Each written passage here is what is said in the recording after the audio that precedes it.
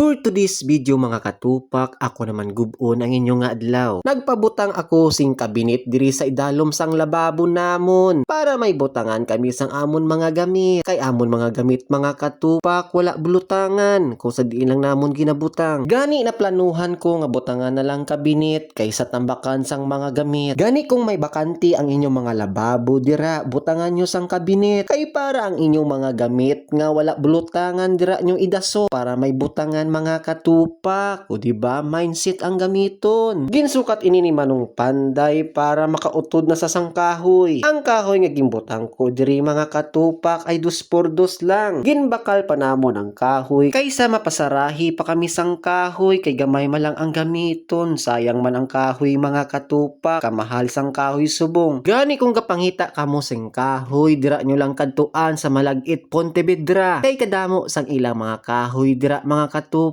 May 2x2 kung ano pa da nga size ang inyo nga gusto nga kuwaon kag baklon. May ara sila dira. May furniture sila dira mga katupak dira sa may kilid sang kalsada. Dayon man gin planer ni Manong Panday ang kahoy nga 2x2 para magtadlong kag magsibo didto sa idalom sang lababo mga katupak. Grabe gali mag-obra sang kabinet, hindi basta-basta. Kailangan mo gid mag-effort kag butangan sang oras. Amo gid man ina mga katupak, basta palangga mo butangan mo sang oras kag panahon. Uy hala, nakalabot na kita dira sa pagpalangga.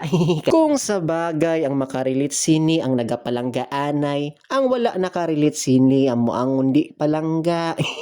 Kay ginbayaan ka man. Amo gali ni ang purpose sa planer nga damay kawit. Amo inigali mga katupak ang gasukat sang 2x2 kung i-planer mo mga katupak. O diba, naka-high-tech. Sang natapos na planer ni Manong Panday, iya na iniging lagari kaging sukat. Ang sukat sang amon nga kabinet amo ang 5 feet ang haba. 5 feet man ang iya nga kataason para makaigo lang ang imo nga ulo sa sulod kag makapanago ka kung may linog. Grabe no mga katupak, ginasukat kag gali mayad. Parehas ang mga tao dapat ginasukat man para mabalaan ang ilang nga batasan kung sa diin hasta kag mabalaan mo ang ilang mga attitude. May batasan na gani, attitude pa gin English mo lang doy. Kay ako nakasukat na sa pinakapalangga ko nga babayi. Nakasukat na sa ako nang iya nga pagpalangga ay abaw. Ang purpose gali nga ginbutang ni Manong Panday nga katal dira gali gasandig ang pertahan kung magsira ka mo sa inyong kabinet. O diba, may idea na kamo nga napulutan bisan gamay lang mga katupak. Sa wakas mga katupak, natapos na ni Manong Panday takod ang amon nga kabinet. Ulan tawa nyo, simple lang. O diba, nakapaka high-tech na. Pwede na diri taguon ang mga chismosa kag wala mga obra sa ilang kabuhi kung hindi magbantay sa ilang nga isig kapariho. Kay maigo gid ka mo diri kung diri ka mo idasok.